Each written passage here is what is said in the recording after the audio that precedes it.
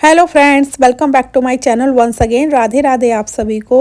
बहुत सारे भक्त ऐसे हैं जो इस समय वृंदावन आके दर्शन करना चाहते हैं। अपना जो नया साल आने वाला है वो वृंदावन में दर्शन करके शुरुआत करना चाहते हैं। हम भी ऐसा चाहते हैं और बहुत से ऐसे भक्त हैं जो वृंदावन को लेके जिनके मन में भाव है, जो हर चीज़ में अपनी छोटी बड़ी हर खुशी सिर्फ और सिर्फ वृंदावन में मनाना चाहते हैं। उन्हें बस एक मौका या कह लो बहाना चाहिए वृंदावन आने का। ऐसे लोग ज़रूर सोच रहे होंगे काश हम भी न्यू ईयर पे वृंदावन जाते। जैसे सब लोग, आपने कई वीडियोस देखे होंगे, बहुत से लोग वीडियो डाल भी रहे हैं इंस्टाग्राम पे, यूट्यूब पे। आपने देखा होगा कि वृंदावन में इस टाइम बहुत ज़्यादा भीड़ भी है। कम से कम 20 लाख लोग के आने की संभावना है कि 20 लाख लोग आ सकते हैं। उसके बाद भी अगर आपका मन कर रहा है वृंदावन जाके दर्शन करने का, तो मैं आपको बता दूं कि अगर आप वृंदावन जाने का आपका मन है तो आप कैसे जा सकते हैं। मैंने सोचा कि बहुत से भक्त ऐसे होंगे, जैसे हमारा भी मन है, हम भी प्लान कर रहे हैं, तो आप कैसे दर्शन कर सकते हैं। देखिए, अगर आप वृंदावन जा रहे हैं, जैसे मैंने बताया था, वहाँ सारे होटल्स वगैरह बुक रहेंगे। जितने भी सस्ते होटल्स वगैरह ऑलरेडी सब बुक होंगे, और जो होंगे कि ठीक है जिनका मीडियम प्राइस रहता है वो सब अपने प्राइस हाई कर देते हैं। इसके अलावा आप क्या कर सकते हैं, इसके अलावा आप जाके मथुरा में कोई होटल ले सकते हैं। मथुरा वृंदावन से 10-12 किलोमीटर दूर पड़ता है। वहाँ जाके आप ट्राई कर सकते हैं, होटल ले सकते हैं। और मैं बात ये भी करूँगी कि अगर आप वृंदावन आते हैं, अगर जैसे जो आपके बिहारी जी है, राधा रमण है, राधा वल्लभ है, यहाँ पे बहुत ज़्यादा भीड़ होती है, तो फिर आप कहाँ दर्शन करने जा सकते हैं। देखिए, वृंदावन में बहुत से ऐसे दिव्य स्थान हैं जिनके दर्शन हर कोई नहीं कर पाता है। उनको इस स्थान के बारे में पता ही नहीं है। जो अनुभूति आपको बिहारी जी में जाके होती है, बिहारी जी के दर्शन करके होती है, वही अनुभूति अगर आपको वहाँ फील हो जाए विदाउट दर्शन, तो कितना अद्भुत वो स्थान है। कई कहते हैं बहुत जिनके पास श्री जी की कृपा होती है, ऐसे लोग इस अद्भुत स्थान पे दर्शन करने जा पाते हैं। तो अगर मैं होटल की बात करूँ तो आप बरसाना में ले सकते हैं होटल, मथुरा में भी ले सकते हैं। आसपास अगर वृंदावन के आप आसपास देखेंगे, थोड़ी दूर में कई सारे होटल्स हैं, वहाँ जाके आप ट्राई कर सकते हैं। उसके बाद अगर आप वृंदावन आ रहे हैं और आपके साथ बच्चे हैं, बड़े बूढ़े बुजुर्ग हैं, तो आप कहाँ कहाँ दर्शन करने जा सकते हैं। अगर मैं दर्शन की बात करूं तो वृंदावन में आप मदन टेर जा सकते हैं।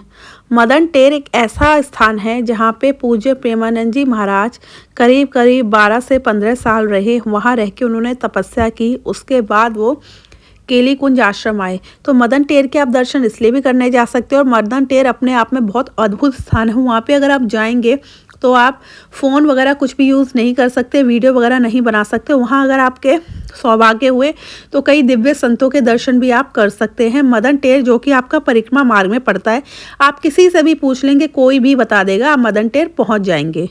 उसके बाद हम बात करेंगे, आपका आता है टटिया स्थान। टटिया स्थान अपने आप में बहुत ही दिव्य स्थान है। कहते हैं टटिया स्थान में आज भी कलयुग का प्रवेश नहीं है।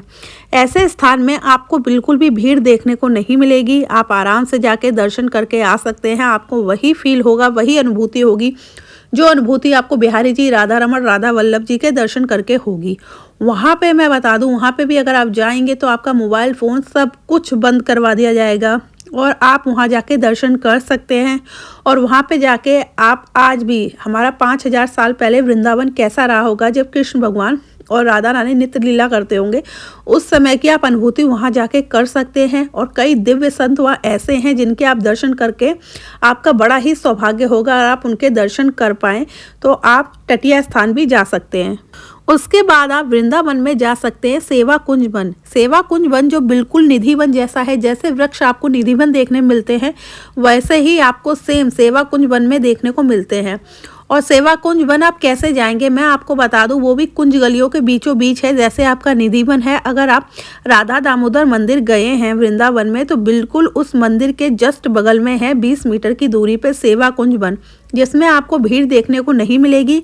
आप आराम से जाके दर्शन करके आ सकते हैं।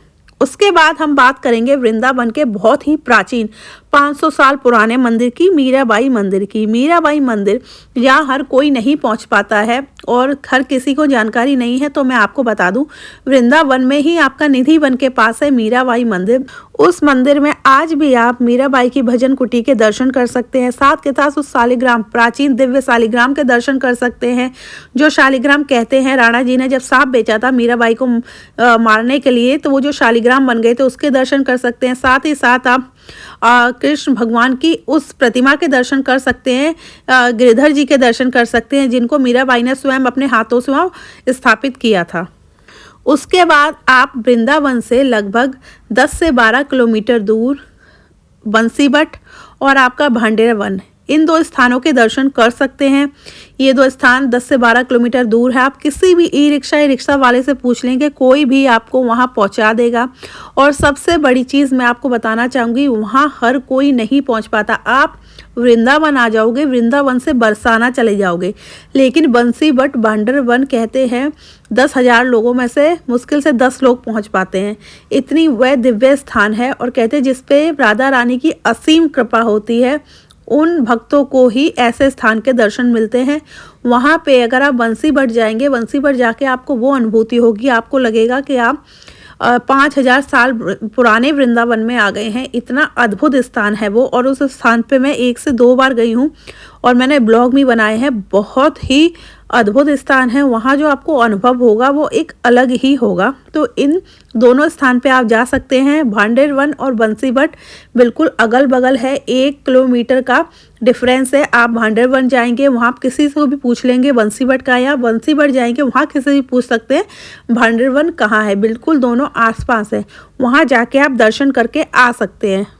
बाकी अगर आप बरसाना जाते हैं तो बरसाना में आप लाडली जू के दर्शन करने जा रहे हैं, वहाँ तो आपको बहुत भीड़ मिलेगी। अगर आप वहाँ दर्शन कर लेते हैं, उसके अलावा भी आप वहाँ पे मोर कुटी के दर्शन करने जा सकते हैं। मोर कुटी वहाँ का बहुत ही दिव्य स्थान है, वहाँ के आप दर्शन करने जा सकते हैं। घेवर वन है, उसके आप दर्शन करने जा सकते हैं। ऐसे स्थानों पे आपको भीड़ देखने को नहीं मिलेगी। उसके अलावा आप बरसाना में माताजी गौशाला है, जो कि बहुत ही दिव्य गौशाला है। कहते हैं एशिया की सबसे बड़ी गौशाला है, जिसमें रोज़ शाम को गाय की आरती होती है। और जो वो दृश्य होता है, आप वो दृश्य देख के इमेजिन भी नहीं कर सकते कि कितना अद्भुत दृश्य होता है। एक बार में कम से कम आप उसमें 65 से 75 हज़ार गाय हैं, वो एक बार में आती है और सब वहीं खड़े रहते हैं, वहीं उनकी आरती होती है और रोज़ होती है।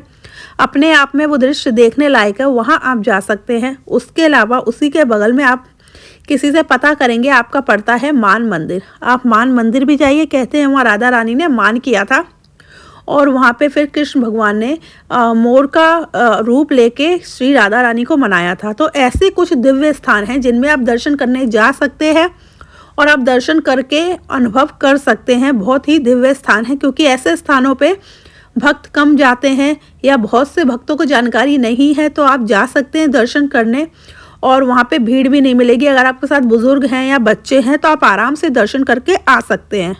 अगर मैं बात करूँ होटल की, तो होटल आप बरसाना में देख सकते हैं, मथुरा में देख सकते हैं, और भी कैसे कई स्थान हैं। आप नंदगांव जा सकते हैं, गोकुल जा सकते हैं, लेकिन वो थोड़ी दूर पे पड़ेंगे। मैंने कुछ ऐसे स्थान बताए हैं जो आसपास पड़ेंगे, जहाँ पे आप आसानी से दर्शन करने जा सकते हैं।